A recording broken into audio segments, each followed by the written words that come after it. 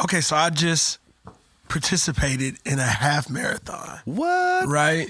I ain't got no business doing a half marathon. So I thought. You know what I'm saying? Like, I thought, man, I ain't trained. I didn't train for it. I did nothing.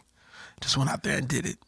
All right? Are you serious? 13 miles. I just walked out there and did it. I didn't run at all. Like, when I say, I don't want to sound like I just ran that whole thing. But like, but from start of you didn't. You finished. I finished it. Okay? So. You did not train for that? Didn't train at all. It's the stupidest thing I ever did in my life. Man, that is hilarious. You know, we joke about like people who do that. I didn't know you did. No, it was the dumbest thing I ever did in my life, man. I'll never forget. I will always remember the pain I felt the next day. Okay. But anyway. All right. Okay, so let's start with that. All right. Because there were times in that half marathon where I felt like I might have bit off too much. Right? Like I didn't train for this. I didn't prepare myself mentally for what this was because I never did it. I know people that have done it, but they told me how hard it would be. But I'm like, man, I got a half marathon in me for sure. Like I can do this. And so like, it was just what it is. Like I was going to do it. And so then the more people that told me I couldn't do it, the more I was like, I'm going to do it. So that's what really got me to the point of actually even trying it. How many times during that race did you ever think about saying, you know what, this is crazy? What was I thinking? I'm out. Shoot, man. I'd say in my mind, I remember wanting to stop probably 10 times. At what mile did it first 7. hit you? I'll never forget it. Mile 7. 7 hopped on me. So until then, you were all the good things. Yeah, because I've ran a 5K before. Like, you know what I'm saying? So that first 3 miles was like, all right, I've been here, you know. And by the way, I want to stop right now and encourage our listeners.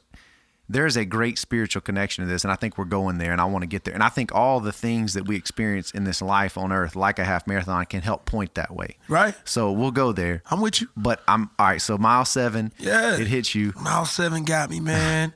Hopped on my back. Oh, my gosh. I was just like, I got a lot more of this to do. Like, this is not it. And so at that point, we were doing 2 minutes on, 1 minute off. Like 2 minutes running, 1 minute walking. 1 minute walking. Okay. And then it got to the point where it was just like mile 7 went from like 2 minutes to 30 seconds on, 30 seconds off.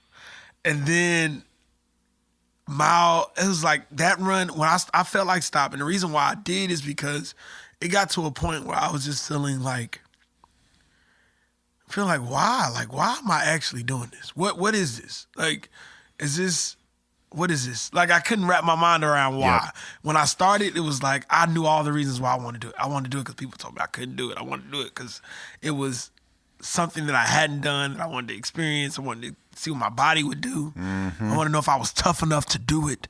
Yep. Like, if I really had, the it to do it. Yep. So I said, I'm going to do it. And I did it. That's why I started. But when I got to mile 7, I realized that you have to train. Like, you got to train for this stuff, man. Like, you just can't walk out. Like, so what got you through it? I mean, you obviously finished. So for those last 6 miles. I thought about things, bro. And honestly, the one thing that I regret doing was not running with headphones. I didn't have any music. There was nothing. There was just me and whoever was running either past me or behind me or beside me. So you didn't have a group you were with. You were on your own. You were solo. At some point, I became on my own. Yeah. And so, like, it was just like, man, like, I was just by myself in this run and watching people. I could see people behind me and in front of me, but. So you had never ran a half marathon. No, you decided to do something, which is something new. Yeah. Which I think part of this conversation is the willingness to do something new. Yeah. And oftentimes in that, people do quit, but you didn't, right? You saw something new. Now, you didn't prepare for it. Like, I believe, do you plan to do another one? Absolutely. All right. Do you think you'll train for that one? Absolutely. And there's no way I'm doing, no shot I'm going back out there like I did. That's the thing I've heard about it. You can do that, but the amount of days and the intensity of the soreness that follows is drastically increased by not training. So like you can push through, but you're going to suffer for it. I could run it, but I couldn't. Yep. I could do it again and not train for it, but it wouldn't be worth it. Yep, that's good. No, I like that.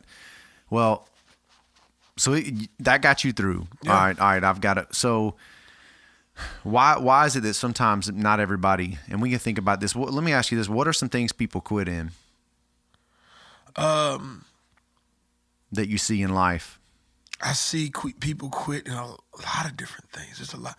Anything that we start that requires us to look at ourselves at some point, where it requires you to push yourself outside of yourself. Like, you get what I'm saying? Like, yeah. You wake up and you do this every day. You wake up and you do these same things every day. Anything that you start that is not used to that same thing every day, you are more liable to quit. Like, you could probably gonna just get out of the way. Like, you don't want to be a part of it. You don't want anything to do with it because it's not normal to you. So I think the things that are not on your normal schedule, day-to-day schedule of doing, I think that's stuff that you think about quitting. You are more likely to quit those things. Like the half marathon. Like I'd never do that. I don't run like that every day. So I knew going into it, like there's something I would quit, it would probably be this. I could live without that. Yeah. And then you've got the things, what comes to my mind when I think of quitting, I do think of athletics. You see that picture there, and someone can still continue something and kind of quit in their mind, and you see that reflected in their play or whatever. They've kind of mentally, and you mentioned that earlier. Yeah. And so it's definitely a battle of the mind. And, I think about, something I started, 5 years ago was jiu-jitsu. And I remember them saying that a lot, and by the way, I think everybody's got to find their thing. Like, out of all our listeners, people are going to, you got to find the thing you enjoy doing that keeps you healthy. Yeah.